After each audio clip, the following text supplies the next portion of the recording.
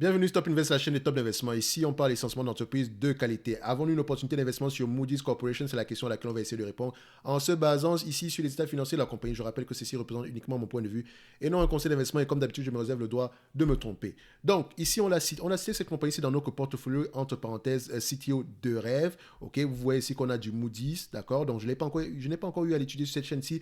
Donc, on va aller brosser rapidement ici les rapports, les états financiers de cette compagnie-ci afin que vous puissiez voir ici pourquoi est-ce qu'on est si excité par rapport à la compagnie. Tout quand on parle d'agent de notation ici, on parle de Moody's, on parle de S&P, ici on parle de Fitch. Ok, donc vous voyez ici que Moody's a des marges brutes de 70%. Ça commence très très bien. Quand on regarde ici les marges EBITDA en date d'aujourd'hui, vous allez constater que ces marges EBITDA là sur les 12 derniers mois, même si la pandémie, sur les 12 derniers mois ici, attention, ça c'est la période ici de 2008 ici à peu près, donc la crise des subprimes, etc. Vous savez qu'elle était mêlée, etc. Voilà, donc il y a eu un problème de réputation ici, mais techniquement, je pense que ça a dû s'arranger entre temps. Bon, en période difficile également ici, voilà, ça devient le marché également quelque chose qui est assez cyclique en période difficile. Donc vous allez voir ici que les marges brutes, les marges EBITDA auront tendance un peu à diminuer sur ces périodes-ci. Mais ce qui nous intéresse, c'est à peu près le long terme. Donc vous pouvez constater également que c'est une entreprise qui a un certain pricing power, qui a une certaine croissance également. Vous pouvez voir que les net income augmentent, les free cash flow, est-ce que les free cash flow et les net income parlent le même langage? Oui. Est-ce que c'est un business qui va disparaître du jour au lendemain? Je vous laisse aller répondre à cette question-là. Il y a de fortes chances ici que la réponse soit, parce qu'il y a de fortes chances ici que le business, ici que la réponse soit non, parce que c'est pas un business qui va disparaître du jour au lendemain. Donc on a besoin de quoi ici? On a besoin de la dette nette pour évaluer cette compagnie si rapidement elle rachète massivement ses actions. Donc en termes de dette nette sur EBITDA ici, est-ce que c'est une entreprise qui peut gérer la dette actuelle? Donc la dette actuelle aux alentours de 2,5 fois les EBITDA, c'est assez gérable ici, c'est correct. Donc ici on est à peu près à 184 millions d'actions. La dette nette actuelle est de combien? Donc, vous savez que j'ai besoin de ce ratio-là. C'est très important pour moi. Donc, la dette nette ici, c'est 6 milliards 240 millions. Donc, on prend 6 milliards 240 millions, divisé ici par le nombre d'actions, 184 millions d'actions. Ça donne à peu près 34 dollars par action en termes de dette nette. OK? Une fois que j'ai mon 34 dollars par action ici, je cherche mon PER, vu que les PER et les free cash flow racontent le même langage ici. OK, je vois. Le marché paye généralement combien? En moyenne, les opérateurs de marché ont tendance à payer des multiples de combien pour cette entité-ci? Et vous savez que nous, on ne paye pas plus de 25 fois les bénéfices pour une entité. OK? Donc, il faut vraiment qu'elle ait une certaine croissance ici, très élevée, pour qu'on puisse accepter plus que ça. Mais je me limite toujours à 25 fois les bénéfices maximum. Donc, en moyenne, c'est 27 fois les bénéfices. Sur les 20 dernières années, nous avons 25 fois les bénéfices, 24,6, 25 fois les bénéfices. Sur les 10 dernières années, on a à peu près 28 fois les bénéfices. Sur les 5 dernières années, on a à peu près 31 fois les bénéfices. Je ne paye pas plus de 25 fois les bénéfices. C'est une entreprise qui mérite littéralement 25 fois les bénéfices. Vu les marges, le potentiel d'augmentation ici des prix, des marges, d'accord? Donc, elle a du potentiel à ce niveau-là, ok? Donc, ici, on prendra 25 fois les bénéfices qui est un rendement de 4%. D'accord? Faites attention. Maintenant, quand on regarde ici, les analystes s'attendent à peu près à avoir du 13,17$ ici en 2025 dans un environnement normal par rapport au free cash flow par action. En termes de prévisions, ils ont tendance à avoir raison sur une période de 2 ans ici. Quand on regarde également leurs prévisions par rapport au net income ici, vu que les free cash flow et les net income ont tendance à raconter la même chose ici, on voit ici les free cash flow, les net income ici ajustés, on a 12,93$, on a 12,92$ ici, et les free cash flow ici, on a combien? Donc 12,92$ là, les free cash flow, on sera à combien? Je vais prendre la personne qui donne le chiffre le plus élevé ici, 13,17$, donc ça ne dérange pas non plus, donc je prendrai mon 13,17 ici. À 25 fois les bénéfices, ça nous donne quoi? Donc 13,17, d'accord, multiplié par 25 fois les bénéfices, moins la dette nette en date d'aujourd'hui qui est aux alentours de 34 dollars l'action, donc 33,91 ici,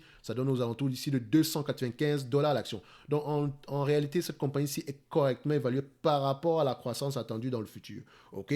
Donc idéalement, c'est une entreprise sur laquelle on aimerait avoir ici un rendement bien, un prix un peu moins élevé que ce qui est ici aujourd'hui, mais si la croissance perdure dans le futur ici, et là il faut voir la taille du marché, etc., ça pourrait être assez intéressant. Donc déjà, je mets ici à X25 fois les bénéfices, donc X25 divisé par 295, excusez-moi, ça fait ici 295 dollars l'action. N'oubliez pas, ça prend en considération par rapport ici au bénéfice net ici en année 2025.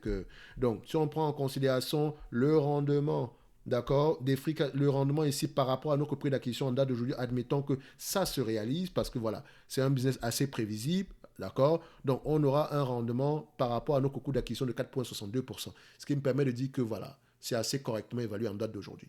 D'accord? Idéalement, pour ce genre d'entité-ci, excusez-moi, on aimerait avoir quelque chose de bien moins élevé que ça par rapport à notre prix d'acquisition. Ok, donc c'est pour ça que je dis, ok, vaut mieux peut-être rester assez prudent ici. Mais n'oubliez pas qu'on a également pris en considération la dette. Et même si on prend en considération la dette ici, idéalement ici, comme je vous l'ai dit, le, le, le prix actuel, je pense qu'on peut demander mieux que ça. Ok, mais, ce prix-là n'est pas mauvais. Mais il n'inclut pas ici une marge de sécurité qui, pour moi, ici, me semble correcte. Ok, donc idéalement ici pour ce genre d'entité, moi j'aimerais bien une marge de sécurité ici en prenant en considération la croissance qui se rapproche plus du 10% ici. D'accord, donc ici voilà, si on prend vu qu'on a pris à peu près fait 1, 2, 3, donc si on fait se diviser ici par 1.15, ça fait 1, 2, 3, donc je me comprends, donc ça dit ici que je vais demander ici un rendement de 6% par rapport à ce que je m'attends à avoir ici en 2027, ici, donc divisé ici par 0.65, donc à peu près c'est une entreprise qui va m'intéresser aux alentours des $200 à l'action.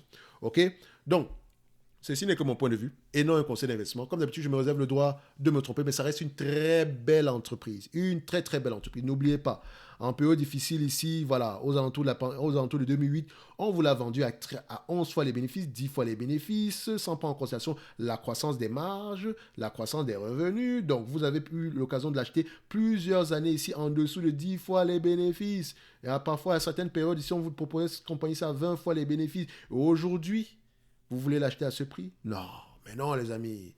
Mais non, pas dans un environnement où les taux d'intérêt augmentent. On a l'embarras du choix aujourd'hui. D'accord? Il faut être picky. Donc les amis, faites attention, soyez des divas. D'accord? Parfois on me dit, oui, mais comme si tu ne vas jamais rien acheter. Quelqu'un m'a mentionné tantôt ici que le fait que je n'aimais pas Noël, je n'allais jamais. Ça veut dire qu'il y a 20 ans, je n'aurais jamais acheté du Apple. Je vais juste te montrer quelque chose. Si tu regardes la vidéo ici, voilà comment tu dois réfléchir. Pose-toi la question, est-ce que il y a 20 ans, tu aurais pu acheter du Apple et détenir Apple jusqu'à aujourd'hui? Est-ce que c'était une bonne idée d'acheter cette compagnie-là il y a 20 ans? Idéalement, c'est plus facile de le voir présentement en date d'aujourd'hui, mais tu n'en sais rien du tout. Mais je sais une chose, c'est que Apple au moins s'autofinançait il y a 20 ans. Il y a 20 ans, donc il y a 20 ans, on était en 2002, c'est bien ça? 2002.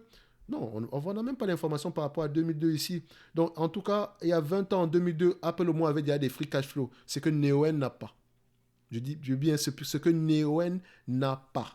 Apple avait déjà au moins des free cash flow, donc elle s'auto-finançait. Et quand elle a lancé le iPhone 8 ici, le premier iPhone ici aux alentours de 2008 par là, tu peux voir ici qu'à un moment donné, on t'a proposé Apple à 9 fois les bénéfices, malgré le potentiel de croissance. 9 fois les bénéfices, tu as pu l'avoir à 11 fois les bénéfices, tu aurais pu l'acheter ici en 2000. Disons en 2009, tu aurais pu l'acheter ici en 2011. Donc entre 2009 et 2011, tu pourrais l'acheter. Tu pourrais l'acheter également en 2013. Je t'ai mentionné ici qu'en 2016 également, c'était une bonne occasion d'achat. Ok, comme également en 2019, 2020, c'était également une bonne occasion d'achat. Ok, et ici aujourd'hui, tu veux l'acheter à 22 fois les bénéfices. Il faut vraiment que la croissance future soit bien plus élevée que ça. Donc, j'ai déjà eu l'occasion de l'acheter deux fois plus. J'ai déjà eu l'occasion de l'acheter à des prix inférieurs à 20, 25 fois les bénéfices ici. Donc, je l'attendrai ici à 15 fois les bénéfices. Et c'est pas plus grave si on n'arrive pas à l'acheter cette compagnie ici en date d'aujourd'hui parce qu'on aura d'autres occasions d'investissement. Je vous dis une chose, vous n'avez pas besoin de 100 000 entreprises dans votre portefeuille. Vous avez besoin de la crème de la crème. Et quand on prend la crème de la crème ici, excusez-moi, même dans la crème de la crème, vous avez l'embarras du choix sur des entreprises extrêmement rentables. Qu'est-ce que je vais aller m'emmerder avec des compagnies qui ne rapportent pas d'argent? Non, pas du tout, excuse-moi, mais voilà, mon argent, c'est mon argent. So, la première chose ici, c'est que je dois protéger mon capital. Donc, on se dirait ici aujourd'hui que Moody, c'est une entreprise correcte. En date d'aujourd'hui, on va attendre les $200 par là. On va attendre les $200 ici, ok? Mais ça reste une très belle entreprise à avoir en portefeuille si vous arrivez à l'acheter à un bon prix.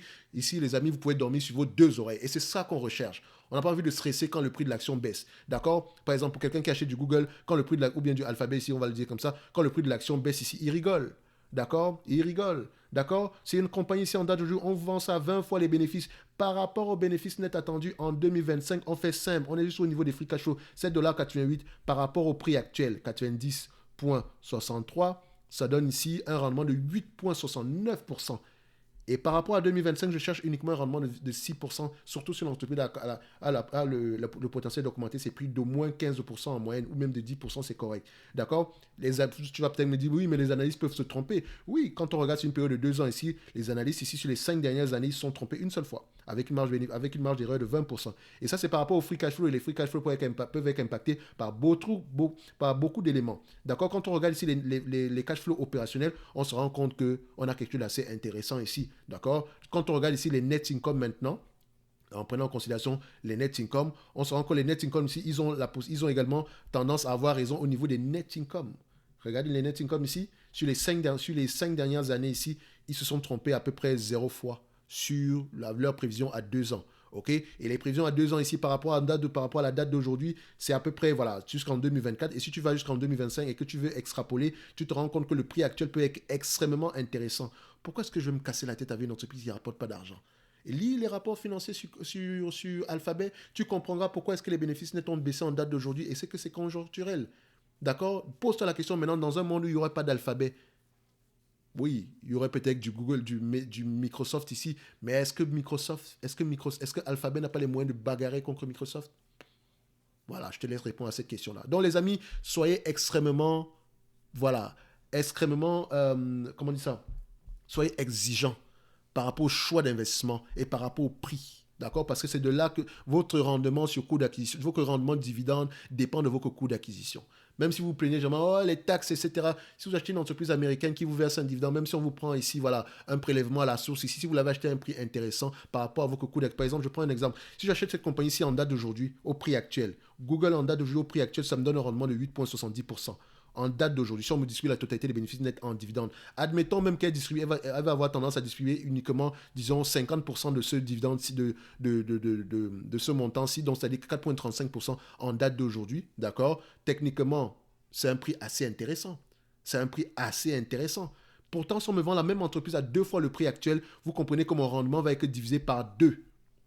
Et là, ça n'est plus intéressant pour moi. Donc, même si je prends en considération ici une éventuelle flat tax ou je ne sais pas quoi, voilà, tant que mon prix est bon, je dors sur mes 2 oreilles. Et ça, c'est pour le rendement. Et la plus-value, donc, n'oubliez pas que si vous ne vendez pas, si vous ne vendez pas votre action ici, si vous ne vendez pas vos actions matin, midi et soir ici, vous aurez tendance ici à long terme, si vous accompagnez l'évolution de l'entité ici, tant qu'elle reste sous-évaluée et tant qu'elle a un potentiel de croissance ici, vous payerez moins de taxes. On ne vous facture pas les taxes ici chaque année sur la plus-value, que vous avez une plus-value latente. On vous facture les taxes sur la plus-value réalisée. Donc, c'est encore plus intéressant. Réfléchissez comme ça, ok? Vous aurez pu, voilà, quand je dis que vous aurez pu acheter du Apple pendant plusieurs années ici, ouais, c'est facile à dire, d'accord? Parce qu'à chaque période ici, il y avait des situations, du Alphabet, il y avait une situation spéciale. J'ai trop parlé, on se donne rendez-vous sur la prochaine vidéo, et d'ici là, portez-vous bien. Merci.